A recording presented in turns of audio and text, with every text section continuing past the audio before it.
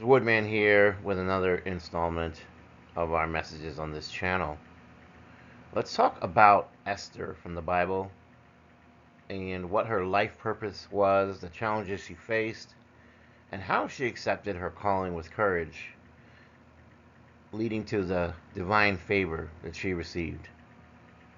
From a historical and cultural background, the story unfolds in the Persian Empire under King Xerxes I, Ahasuerus, who reigned from 486 to 465 BCE. The capital city is Susa, or also known as Shushan. In the Jewish diaspora, the Jews were in Persia as a result of the Babylonian exile, which was beginning in 586 BCE.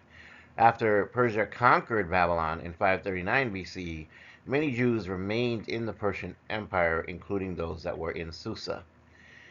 So, what about Esther's background and early life? Well, we don't really know how her parents passed away, but we know she had an orphan status.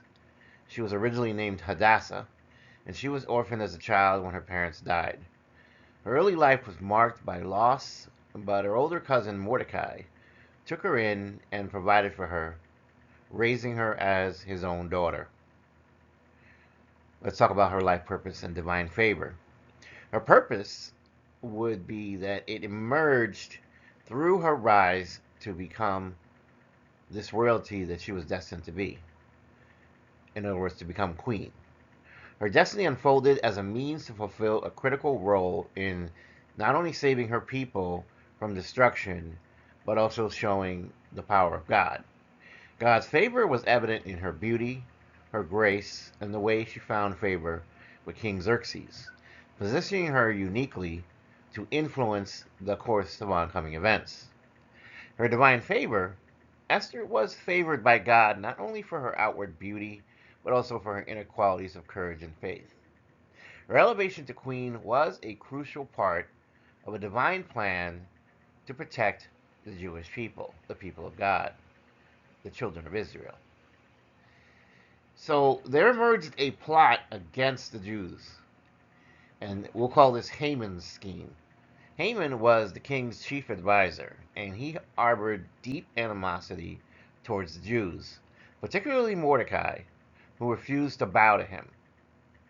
Enraged, Haman devised a plan to annihilate all Jews within the Persian Empire. He convinced King Xerxes to issue a decree calling for their destruction on a specific date chosen by casting lots, Purim. So let's talk about Esther's courageous response. The call to action is that Mordecai, her cousin, who was raising her as his daughter, urged Esther to use her position as queen to intercede with the king and save her people. Despite knowing the risk of death for approaching the king without proper invitation, Esther accepted this call, understanding it as her life's purpose to stand up for her people. This was the mission that God called her to, and she went about a strategic approach. Esther's strategy involved inviting King Xerxes and Haman to two banquets.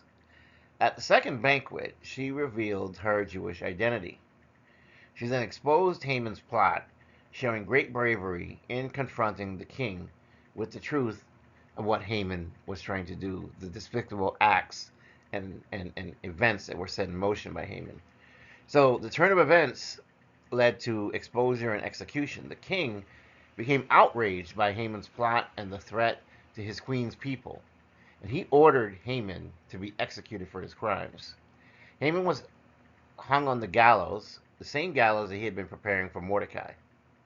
Reversal of decree. Although the original decree could not technically be undone, Xerxes did allow the Jews to defend themselves. The Jews successfully repelled their attackers, leading to their survival and an ultimate victory over their enemies. What was the aftermath, and whatever came of Esther? Well, firstly, we have Mordecai's promotion. Mordecai was promoted to Haman's position, becoming a key advisor in the Persian court. Esther continued to have great influence. Esther remained queen and continued to live within favor of the Persian Empire, fulfilling her role in preserving her people. In other words, God had called her and she answered the call. She served faithfully and she saved the children of Israel. In terms of her significance and legacy, we have the Feast of Purim. The events are commemorated by the Jewish holiday of Purim, celebrating the deliverance of the Jewish people from the plot of Haman. The festival includes reading the Book of Esther, the giving of gifts and exchanging, and feasting to celebrate this event. In terms of theological themes, Esther's story is seen as a powerful example of divine providence and the fulfillment of one's life purpose by exhibiting bravery and courage and unending faith. It illustrates how God's favor and a person's bravery can lead to extraordinary outcomes, safeguarding a community against evil. With great power comes great responsibility. Esther's life purpose was to become an instrument of deliverance for her people, a role she embraced with remarkable courage. Her acceptance of this calling, despite the grave risks, demonstrates her deep faith and the divine favor that ultimately guided her actions. I'm sure we've all gone through this at some point in time, but each of us has a genuine life purpose. And sometimes it takes a lot of bravery and courage to walk in that purpose because there will always be some degree of risk. There will always be some degree of challenge. But, as they say, no guts, no glory, right? And in this particular case, it was truly, truly a thing which could have affected a lot of people. So, in this sense, Esther did view that the needs of the many outweighed the needs of the few. In other words, had she failed, she could have very well been executed, but it would have been well worth it to try because the alternative would have been to do nothing and allow the Jews to be slaughtered.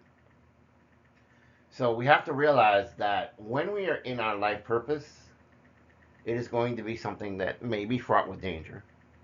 It may involve a great deal of risk. Perhaps it may not be mortal risk. Perhaps it won't be bodily danger. But it will be something. I mean, maybe one could end up financially ruined. Maybe one could end up ostracized. Maybe one could end up going to prison. There are a lot of things that could result from the events in a person's life where the universe is looking to see if a person is truly sincere and earnest in pursuing their life's purpose and being obedient to God's will and moving forward in a direction that pleases God. It's never easy because obviously we live in a world where it's so easy to fall to temptation, so easy to fall to sin. It's so easy to just become the person that just looks out for themselves and does nothing for others and does not in any way try to become the very best version of themselves. Esther here answered the call. She saw the call, she answered the call, and she did it without hesitation. And so she accomplished her life's purpose, and she was greatly rewarded for that. I hope you enjoyed this message. If you're new here, welcome aboard. This is a safe space. Your family, I welcome you to the channel. If you are a returning subscriber, you've been family for the longest, and I appreciate you. And I know that your support is what keeps this channel going. So let's close out with a prayer.